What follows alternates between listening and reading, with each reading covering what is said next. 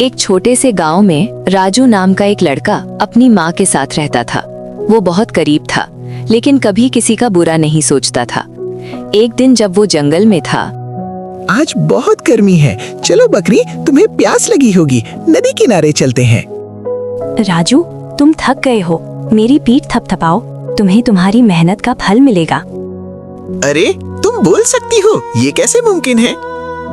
जैसे ही राजू ने घबराते हुए बकरी की पीठ थपथपाई, उसके मुंह से सोने के सिक्के गिरने लगे। सोने के सिक्के? ये तो जादुई बकरी है। अब मेरी माँ को कभी भूखा नहीं सोना पड़ेगा। याद रखना राजू, ये दौलत केवल जरूरतमंदों के लिए है। अगर लालच करोगे तो ये गायब हो जाएगी। राजू घर पहुंचा और उसने अपनी माँ को सब बताया, लेकिन खिड़की के बाहर से गांव का लालची साहूकार सब सुन रहा था। इतनी दौलत इस कंगाल के पास नहीं, ये बकरी तो मेरे अस्तबल में होनी चाहिए। मैं रातों रात अमीर बन जाऊंगा। बेटा, ये ईश्वर का आशीर्वाद है, इसे संभाल कर रखना और कभी घमंड मत करना। रात के अंधेरे में साहूकार ने चुपके से राजू की बकरी चुरा ली और अपने घर ले गया। वो जल्दी से अमीर बनना चाहता था। चल सिक्के निकाल। राजू ने तो बस हाथ फेरा था, मैं तुझे जोर से थपथपाता हूँ, मुझे ज्यादा सोना चाहिए। लालच का फल हमेशा कड़वा होता है साहूकार। जैसे ही साहूकार ने दोबारा हाथ मारा, सोने के सिक्कों की जगह पत्थर गिरने लगे और देखते ही देखते साहूकार का घर पत्थरों से भर गया। सुबह होते ही साहूकार भागता हुआ राजू के पास आया और उसकी बकरी वापस कर दी। उसे अपनी गलती का एहसास हो चुका था। राजू, मुझे माफ कर दो। इस बकरी ने मुझे सबक सिखा दिया है। मुझे सोना नहीं, बस शांति चाहिए। साहूकार जी, ईमानदारी से जो मिलता है वही टिकता है, लालच तो सिर्फ मुसीबत लाता है। राजू ने अपनी ईमानदारी से सबका भला किया और उस दिन के बाद गांव में कोई भूखा नहीं रहा। साहूकार के जाने के बाद पूरे गांव में जादुई बकरी की चर्चा फैल गई। लोग दूर दूर से उसे देखने आने लगे। राजू ने तय किया कि वो इस जादू का इस्तेमाल सबकी मदद के लिए करेगा। माँ, गांव के कुएं सूख गए हैं। अगर बकरी की मदद से हम पानी का इंतजाम कर सके तो सबका भला होगा। बेटा, तुम्हारी नीयत साफ है। पूछ कर देखो, शायद ये जादुई बकरी हमारी पुकार सुन ले। राजू बकरी के पास गया और उसने अपनी इच्छा बताई। बकरी ने जमीन पर अपना खुर मारा और वहां से मीठे पानी का झरना फूट पड़ा। राजू, तुम्हारी निस्वार्थ भावना ने मेरा दिल जीत लिया। जब तक तुम दूसरों की मदद करोगे, ये झरना कभी नहीं सूखेगा। शुक्रिया, अब हमारे गांव का कोई भी किसान प्यासा नहीं रहेगा। लेकिन साहूकार के मन में अभी भी एक डर था। उसे लगा कि अगर राजू इतना शक्तिशाली हो गया तो उसकी साख खत्म हो जाएगी। उसने एक आखिरी चाल चली। मन में, अगर मैं इस बकरी को राजा के पास ले जाऊं तो राजा मुझे इनाम देगा और राजू को सजा मिलेगी कि उसने जादुई चीज छुपाई। राजा साहब, इस चरवाहे ने एक जादुई बकरी कैद कर रखी है जो असल में शाही खजाने की होनी चाहिए। राजा के सैनिक राजू के घर पहुंचे और उसे दरबार में ले आए। राजा ने बकरी को देखा और हुक्म दिया। चरवाहे, अगर ये बकरी जादुई है तो मुझे अभी सोने की वर्षा करके दिखाओ, वरना तुम्हें जेल भेज दिया जाएगा। महाराज, ये जादू मेरी मर्जी से नहीं, नियत से चलता है। बकरी वही देगी जो आपके मन में होगा। न्याय करो राजन, लालच नहीं। राजा को अपनी गलती का एहसास हुआ और उसने साहूकार की बातों में आने के लिए माफी मांगी। बकरी ने आशीर्वाद के रूप में दरबार में फूलों की वर्षा की, न कि सोने की, ये दिखाने के लिए कि शांति धन से बड़ी है। राजू, तुम एक सच्चे इंसान हो। आज से तुम इस राज्य के सलाहकार हो। मेरा काम पूरा हुआ। अब मैं वापस पहाड़ों में जाऊंगी, लेकिन ये झरना और खुशहाली हमेशा यहाँ रहेगी।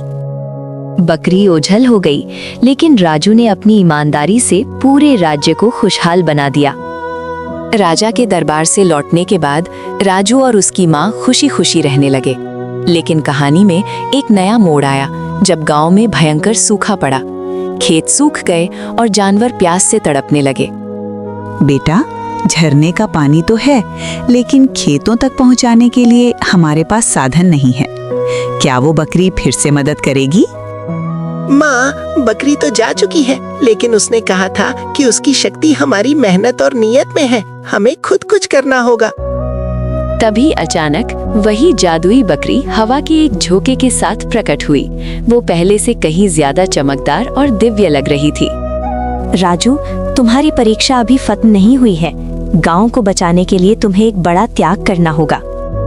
कैसा त्याग? मैं अपने गांव वालों के लिए कुछ भी करने को तैयार हूँ। तुम्हें उस सोने के खजाने को, जो तुमने पहले पाया था, जमीन में गाड़ना होगा ताकि मिट्टी फिर से उपजाऊ बन सके। लालची साहूकार, जो अब सुधर चुका था, ये सब देख रहा था। उसने आगे बढ़कर अपनी सारी दौलत भी देने का वादा किया। राजू, अकेले तुम क्यों? मैंने जो गलत तरीके से कमाया है, मैं वो सब गांव की भलाई के लिए दान करता हूँ। क्या इससे जमीन फिर से हरी होगी? जब पश्चाताप और परोपकार मिलते हैं तो चमत्कार जरूर होता है।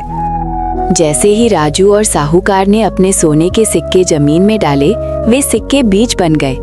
देखते ही देखते बंजर जमीन से सुनहरी फसलें लहलहाने लगी। देखो माँ, ये तो चमत्कार है। सोना खाने के काम नहीं आता, लेकिन ये अनाज सबको जीवन देगा। यही असली धन है बेटा। पेट भरने के लिए अनाज चाहिए, तिजोरी भरने के लिए सोना नहीं। अब गांव पूरी तरह बदल चुका था। ना कोई गरीब था, ना कोई भूखा। जादुई बकरी अब एक पत्थर की मूरत बन गई, जो गांव के बीचों बीच स्थापित की गई। आकाशवाणी, अब मेरी जरूरत नहीं है। याद रखना, असली जादू इंसान के इरादों में होता है। मिलजुल कर रहो और कभी लालच को करीब मत आने देना। हमेशा याद रखेंगे। शुक्रिया हमारी जादुई दोस्त। और इस तरह एक छोटी सी बकरी ने न केवल राजू की किस्मत बदली, बल्कि पूरे समाज को साझा खुशी का असली पाठ पढ़ा दिया। समय बीतता गया। राजू अब बूढ़ा हो गया था और गांव का मुखिया बन चुका था। पत्थर की वो जादुई बकरी अब गांव की एकता का प्रतीक बन गई थी। लेकिन एक दिन पड़ोसी राज्य के एक क्रूर सेनापति ने गांव पर हमला करने की योजना बनाई।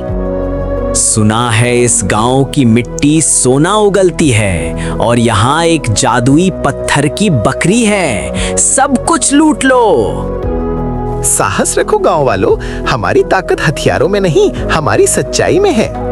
जब सेनापति की सेना गांव में दाखिल हुई तो उन्होंने पत्थर की उस बकरी को तोड़ने की कोशिश की। जैसे ही पहली कुल्हाड़ी पत्थर पर लगी, एक तेज रोशनी फैली। गूंजती हुई आवाज, जो विनाश करने आता है वो खुद विनाश का पात्र बन जाता है। क्या तुम शांति चाहते हो या राख? ये कैसी जादुई आवाज है? सैनिकों, पीछे हटो, यहाँ कोई अदृश्य शक्ति है। राजू आगे बढ़ा और उसने सेनापति का हाथ पकड़ लिया। उसने उसे डराने के बजाय उसे शांति का संदेश दिया। सेनापति जी, लूटने से सिर्फ नफरत मिलेगी। अगर आप प्यासे हैं तो हमारे झरने का पानी पीजिए, अगर भूखे हैं तो हमारे खेतों का अनाज खाइए। यहाँ सब कुछ सबका है। हैरान होकर तुम मुझसे डरते नहीं? मैं तुम्हारा सब कुछ छीन सकता हूँ। जो मन से अमीर है उससे कोई कुछ नहीं छीन सकता। सेनापति का कठोर हृदय पिघल गया। उसने अपनी तलवार फेंक दी और गांव वालों के साथ मिलकर भोजन किया। उसने कसम खाई कि वो कभी युद्ध नहीं करेगा। इंसानियत की जीत सबसे बड़ा जादू है राजू। अब मेरा यहाँ रहने का उद्देश्य पूरी तरह सफल हुआ। बेटा, तुमने नफरत को प्यार से जीत लिया। यही सबसे बड़ी जादुई शक्ति है। अंत में पत्थर की बकरी धीरे धीरे हवा में विलीन हो गई और उसकी जगह एक विशाल बरगद का पेड़ उगाया, जिसकी छांव में कभी धूप नहीं लगती थी। बच्चों, वो बकरी कोई जानवर नहीं, एक सबक थी। जब तक तुम नेक रहोगे, ये कुदरत तुम्हारी रक्षा करेगी। अलविदा दोस्तों, सच्चाई और सादगी ही असली जादू है। गांव अब एक स्वर्ग जैसा बन चुका था, जहां न राजा था न प्रजा, बस सब बराबर थे। जादुई बकरी की कहानी पीढ़ियों तक सुनाई जाती रही। कई 100 साल बीत गए। राजू और वो पीढ़ी अब इतिहास का हिस्सा बन चुके थे। वो गांव अब एक महान नगर बन गया था, लेकिन लोग धीरे धीरे जादुई बकरी की सीख को भूलने लगे थे। नगर के नए मेयर विक्रम केवल पैसा और ताकत चाहते थे। ये बरगद का पेड़ और ये पुरानी कहानियां बेकार हैं। यहाँ हम एक बड़ी फैक्ट्री बनाएंगे। तरक्की के लिए पुरानी यादों को काटना होगा। साहब, ये पेड़ उस जादुई बकरी की निशानी है। इसे काटने से अनर्थ हो जाएगा। मेयर ने किसी की नहीं सुनी। जैसे ही मजदूरों ने बरगद के पेड़ पर कुल्हाड़ी चलाई, आसमान में काली घटाएं छा गईं और जमीन कांपने लगी। अचानक पेड़ की जड़ों से वही जादुई बकरी एक विशाल दिव्य रूप में प्रकट हुई। इंसान, तुमने फिर से वही गलती की। क्या तुम्हें इतिहास से कुछ नहीं सीखा? जब प्रकृति रोती है तो सभ्यताएं खत्म हो जाती हैं। ये क्या है? भागो, यहाँ से भागो। लोग भागने लगे, लेकिन तभी राजू की आत्मा एक ज्योति के रूप में प्रकट हुई। उसने मेयर और बकरी के बीच आकर शांति का आवाहन किया। रुको, विनाश समाधान नहीं है। बकरी दोस्त, इन्हें एक आखिरी मौका दो। अज्ञानता ही इनका सबसे बड़ा दुश्मन है। राजू, ये लोग कृतघ्न हो गए हैं। इन्हें मिट्टी और पानी की कीमत नहीं पता।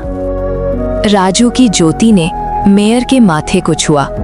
मेयर को अचानक उन सभी भूखे लोगों और सूखे खेतों का दर्द महसूस हुआ जो उसके पूर्वजों ने झेले थे। उसकी आंखों से आंसू बहने लगे। मुझे माफ कर दो। मैं विकास के नाम पर विनाश कर रहा था। अब मैं समझ गया हूँ कि असली प्रगति वो है जो प्रकृति के साथ मिलकर चले।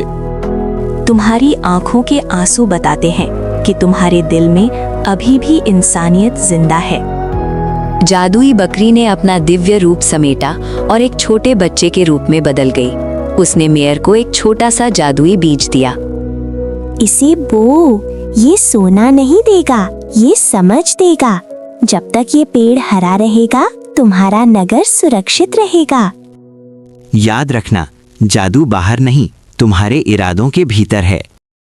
बकरी और राजू की ज्योति हवा में विलीन हो गए। मेयर ने उस बीज को नगर के बीचों बीच बोया।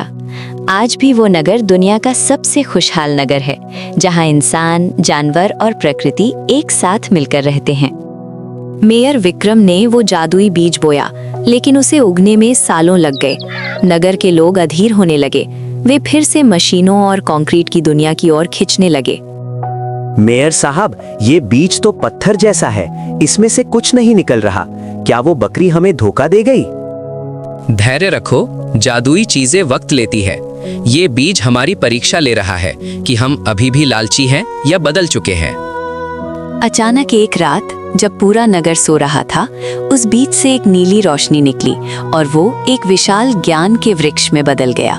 उस पेड़ की पत्तियों पर पुरानी कहानियां और भविष्य की चेतावनियां लिखी थीं।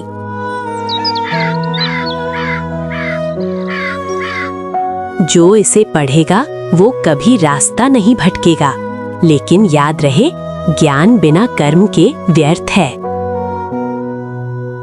इन पत्तियों पर तो लिखा है कि असली सोना हमारे खेतों की मिट्टी और नदियों का साफ पानी है।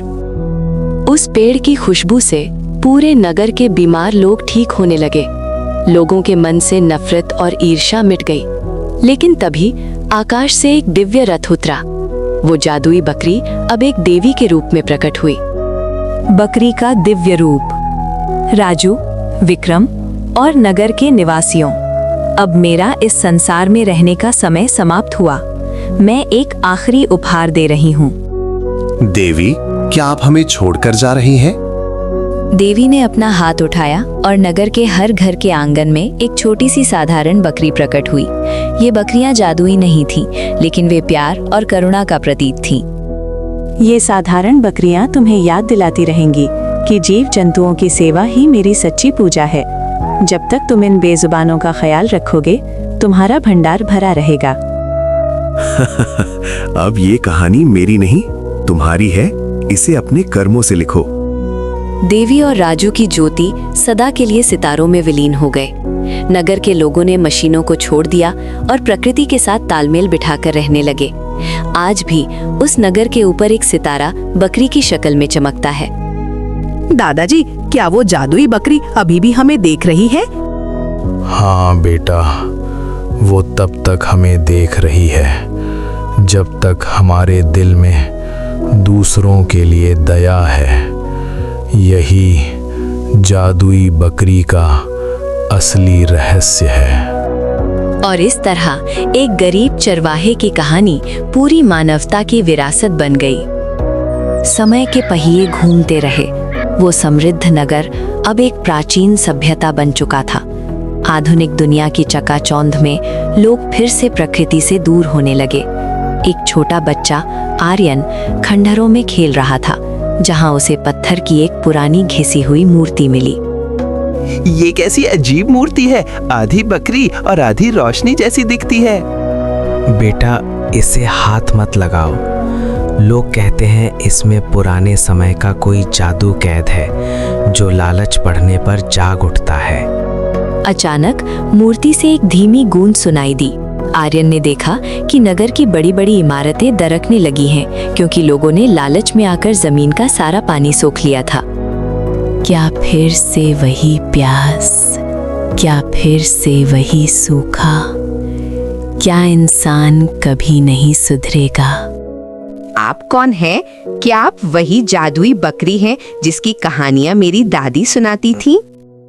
बकरी की मूर्ति से एक दिव्य प्रकाश निकला और उसने आर्यन को बीते हुए कल राजू और साहूकार की पूरी झलक दिखा दी। आर्यन ने देखा कि कैसे लालच ने तबाही मचाई थी और कैसे सादगी ने जीवन बचाया था। आर्यन, तुम इस युग के राजू हो। तुम्हारे हाथ में इस नगर का भविष्य है। क्या तुम अपनी सुख सुविधाओं का त्याग कर सकोगे? अगर मेरे त्याग से धरती फिर से हरी हो जाए तो मुझे कुछ नहीं चाहिए। आर्यन ने नगर के लोगों को इकट्ठा किया और उन्हें वो पुरानी मूर्ति दिखाई। उसने लोगों को समझाया कि असली तरक्की कंक्रीट के जंगलों में नहीं, बल्कि मिट्टी की नमी में है। एक बच्चा हमें समझाएगा। हमें और पैसा चाहिए और बड़ी गाड़ियां चाहिए। पैसे से प्यास नहीं बुझती। देखो, हमारे कुएं सूख रहे हैं। तभी बकरी की मूर्ति से एक अंतिम प्रचंड ऊर्जा निकली और नगर की सारी मशीनें रुक गईं। सन्नाटा छा गया। जैसे ही सब कुछ थमा, आसमान से हल्की बारिश होने लगी। लोग अपनी कारों से बाहर निकले और उस बारिश की बूंदों को महसूस करने लगे। उन्हें एहसास हुआ कि वे मशीनों के गुलाम बन चुके थे। हमें माफ कर दो नन्हे बालक, हमने प्रकृति को व्यापार समझ लिया था। अंतिम संदेश। जादू अब समाप्त होता है। अब से केवल तुम्हारी मेहनत ही तुम्हारा भाग्य लिखेगी। मैं अब विदा लेती हूँ, पर मैं तुम्हारी हर नेक दुआ में मौजूद रहूंगी। मूर्ति मिट्टी में मिल गई और वहां से एक नन्हा पौधा निकला। आर्यन और नगरवासियों ने मिलकर उस पौधे को सींचा। अब जादुई बकरी की जरूरत नहीं थी, क्योंकि जादुई इंसानियत जाग चुकी थी।